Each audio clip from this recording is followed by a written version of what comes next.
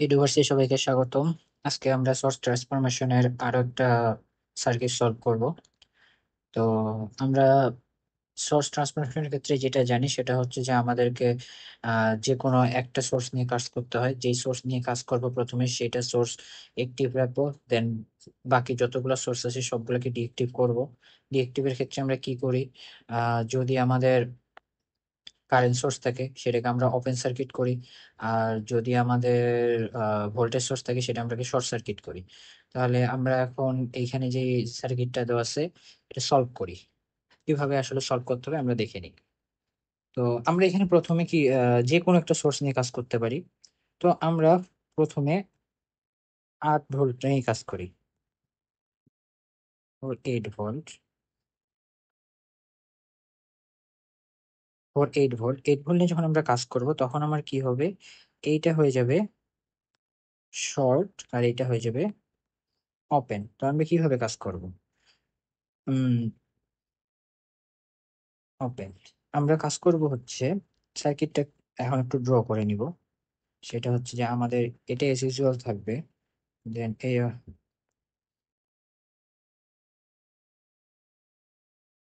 এই অংশটা আমার ওপেন হয়ে যাচ্ছে, এটা শর্ট সার্কিট।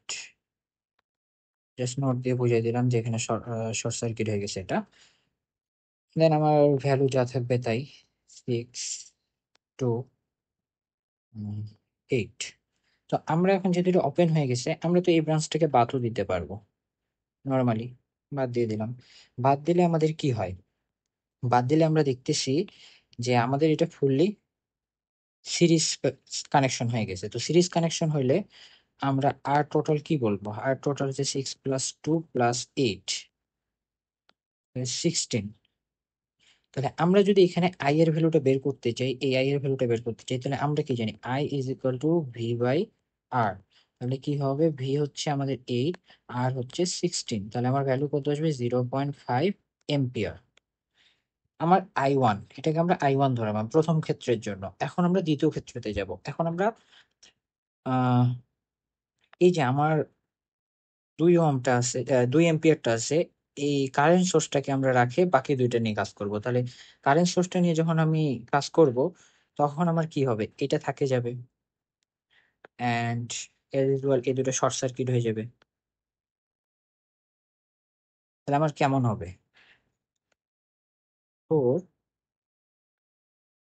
2 এম্পিয়ার যখন করবো তখন আমার সার্কিটটা দেখতে কেমন হবে।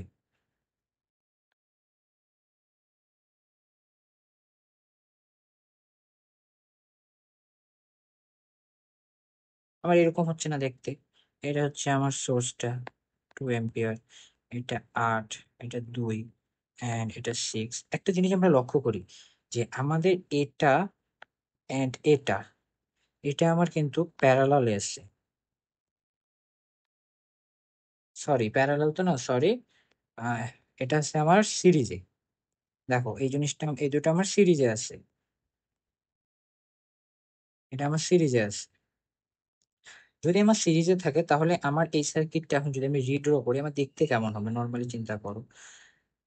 এই দুটো যদি আমি সিরিজ করি তাহলে আমার এই যে এই সার্কিটটা আছে, এই নতুনটা মিলে, এই যে নতুনটা আছে আমার, এই নতুন যেটা হচ্ছে এই দুইটা মিলে, এটা, এটা এন্ড এটা, এই তিনটা আমার তখন প্যারালাল হয়ে যাবে। তাহলে আমি সার্কিটটা এইভাবে ড্র করতে পারি।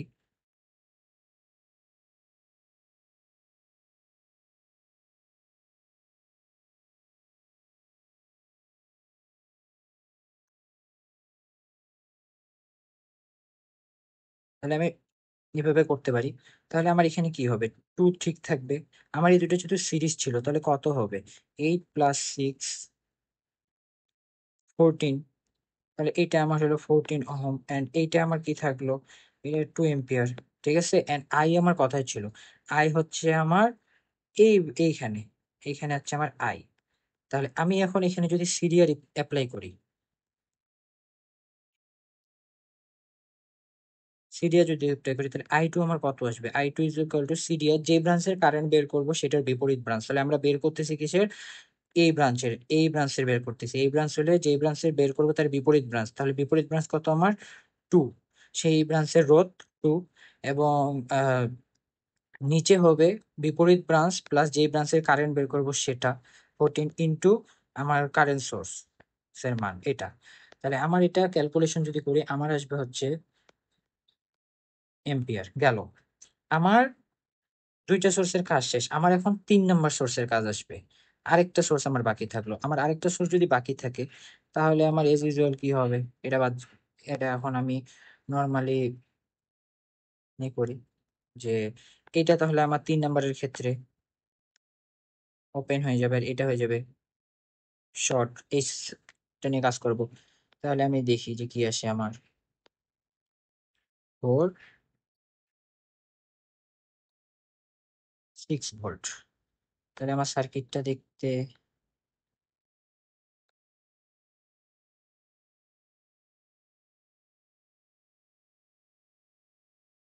এরকম হয়ে যাচ্ছে না, আই এর ডিরেকশন আমার কোন দিকে, এই দিকে। তাহলে এটা আমার কত, 8, এটা আমার 2, এটা আমার কত, 6। এখন আমি একটা জিনিস লক্ষ্য করি, আমার কিন্তু এই অংশটা সম্পূর্ণ সম্পূর্ণ এই অংশটা আমার সিরিজে আছে। সিরিজ তো আমরা সিরিজে এটার মান বের করছিলাম, ভ্যালু কত পাইছিলাম, আমরা ভ্যালু পাইছিলাম হচ্ছে 16। 16, এই যে এই ভ্যালুটা পাইছিলাম 16।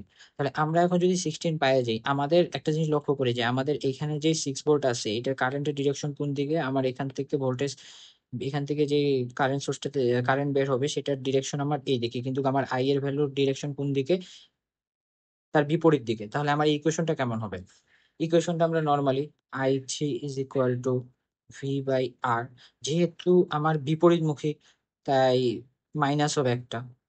তাহলে ভি এর মান কত, আমার ভি এর মান হচ্ছে আমার 6, আর আর এর মান কত, আর এর মান হচ্ছে আমার 16। তাহলে আমার এখানে ভ্যালু আসবে -0.375।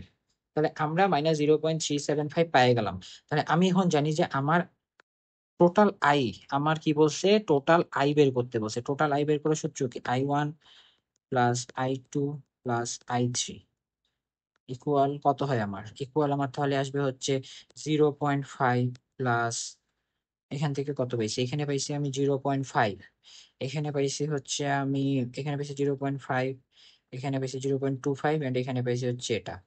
তাহলে হচ্ছে 5 প্লাস 0.25 মাইনাস 0.375। তাহলে আমার অ্যান্সার কত আসতেছে, অ্যান্সার আসবে আমার হচ্ছে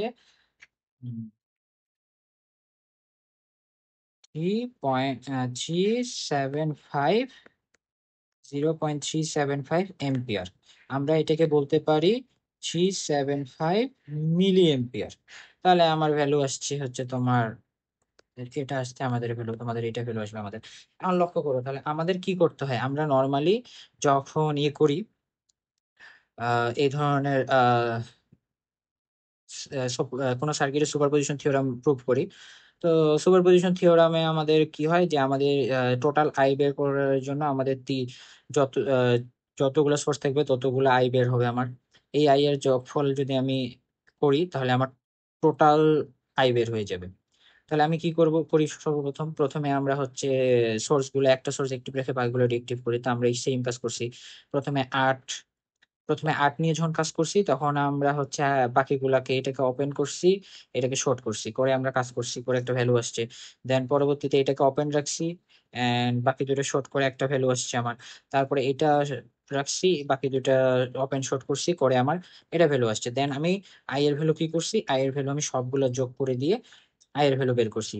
তাহলে এভাবে আমরা সুপার পজিশনের এই সার্কিটটা সলভ করব। নেক্সট ক্লাসে আমি আরো একটা সার্কিট নিয়ে আলোচনা করব। তো কারো কোনো কোশ্চেন থাকলে অবশ্যই কমেন্টসে জানাবা। সবাইকে ধন্যবাদ।